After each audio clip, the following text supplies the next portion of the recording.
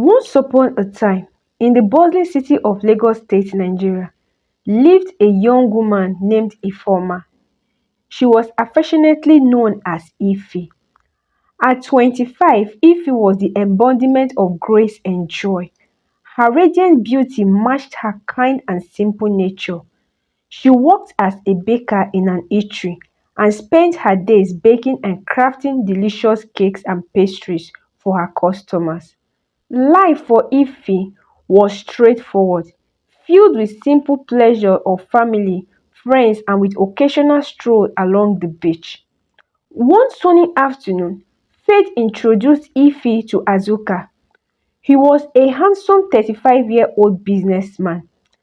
Azuka was the epitome of charm and success, with a smile that could light up the darkest room. He was known in his neighborhood for his generosity and his deep love for dogs.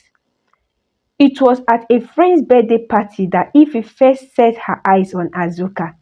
He stood tall and confident while engaging in conversation with ease. When their eyes met, there was an instant connection, a spark that neither of them could ignore. Azuka approached Ife with a warm smile and introduced himself. They then talked for hours and later discovered that they shared a lot of things in common, such as love for literature, music, and the rich cultural heritage of Nigeria. As the night drew to a close, Azuka asked Ife if he could see her again, and with a heart full of hope and excitement, Ife agreed, so they exchanged phone numbers. That night, immediately Ife finished having her bath and was about to retire to bed, her phone rang. When she checked to know who the caller was, it was Azuka. "Hello, Angel," he said. Ife laughed out and said, "Am I now an angel?" He said, "Yes, now, you are my angel. You melt my heart." Ife blushed. So they talked for almost 1 hour. Then they bid themselves good night. As Ife laid on her bed, her thoughts were filled with sweet memories of Azuka, even as she dozed off to sleep. The next morning, Azuka was the first person to call her. Their friendship blossomed quickly. They spent weekends exploring the vibrant markets of Lagos, attending cultural festivals, and enjoying quiet evenings at Azuka's home. It was during this visit at Azuka's house that Ife met Amingo, Azuka's beloved dog. Amingo was a large, well-groomed German shepherd with a playful demeanor and an obvious affection for Azuka.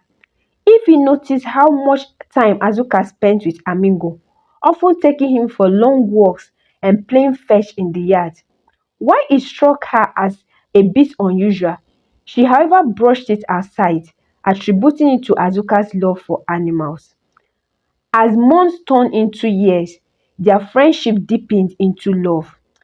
One night, Azuka proposed to Ife on a moonlit night by the beach, and with tears of joy, she accepted. Ife told her parents that Azuka would be bringing his people for introduction. So few weeks later, Azuka was at Ife's house for the introduction and collection of marriage lists. Few weeks later, Azuka and his family members were at Ife's parents' house for the introduction and collection of marriage rights list. Then finally, their wedding date was fixed. Their wedding was a grand affair, a celebration of love and commitment, which was attended by friends and family. Ife was overjoyed, believing that she has found her soulmate. Their marriage life started blissfully. Ife and Azuka shared a deep bond filled with laughter and mutual respect. However, Ife couldn't help but notice Azuka's continuous obsession with Amingo. He spent more time with the dog than seemed normal, but Ife dismissed her concern, convincing herself that it was just a harmless bond. One evening, while Azuka was away on a business trip, Ife decided to clean the house thoroughly. Then, as she entered into Azuka's study, a room which she usually kept locked, curiosity got better part of her and she managed to find the spare key. As she opened the door, she was met with an unsettling sight. Scattered around the room were photographs of Azuka and Amingo in compromising positions. Ife's heart raced as she pieced together the horrifying truth. Azuka was having an uncompromising intimacy with Amingo. Shattered and unable to comprehend the betrayal, Ife confronted Azuka upon his return. Azuka fell down to his knees, tears streaming down his face, and he begged her for forgiveness. He promised to change, he promised to seek help, and to never hurt her again. Torn between her love for him and the glaring reality she had uncovered, Ify decided to give him another chance. She believed in the power of love and forgiveness, hoping that they would work through this together. For a while, things seemed to improve.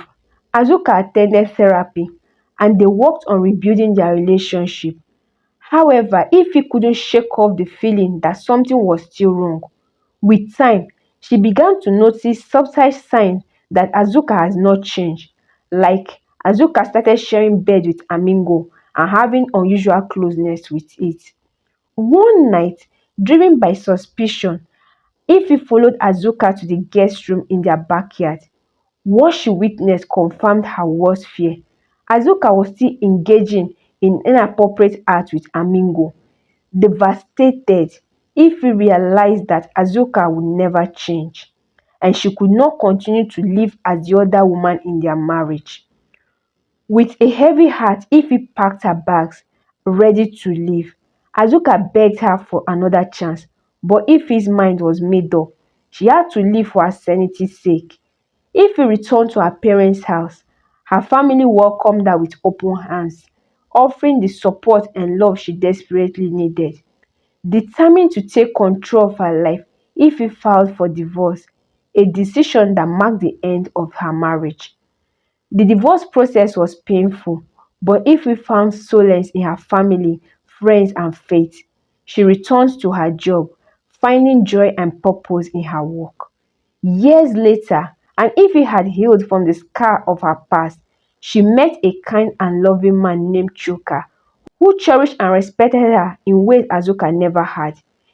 They married in a small intimate ceremony, surrounded by loved ones.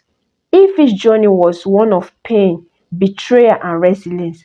She learned valuable lessons about self-worth, the importance of listening to one's intuition, and the strength to walk away from toxic relationships. Ify's story serves as a powerful reminder that true love respects boundaries and that sometimes the bravest things one can do is to leave a harmful situation to find peace and happiness. Moral lessons: 1.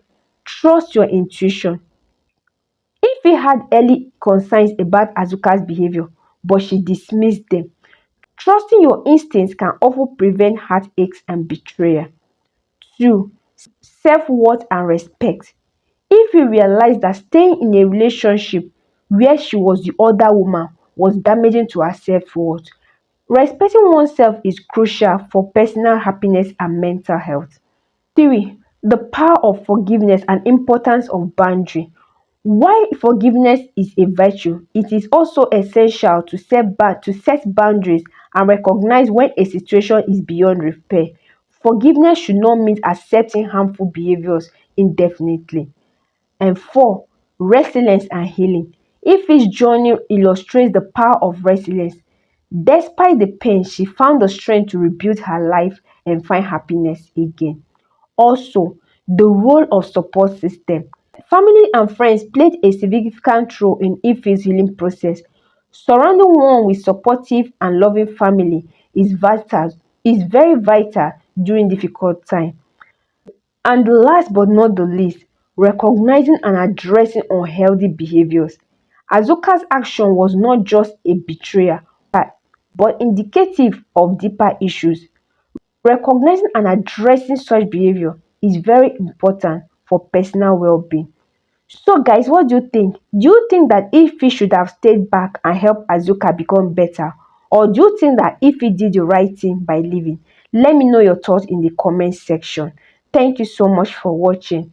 And please, if you watched to this extent and you've not subscribed, please, what are you waiting for? Kindly hit the subscribe button. Subscribe to this little channel of mine. Help this baby channel of mine to grow.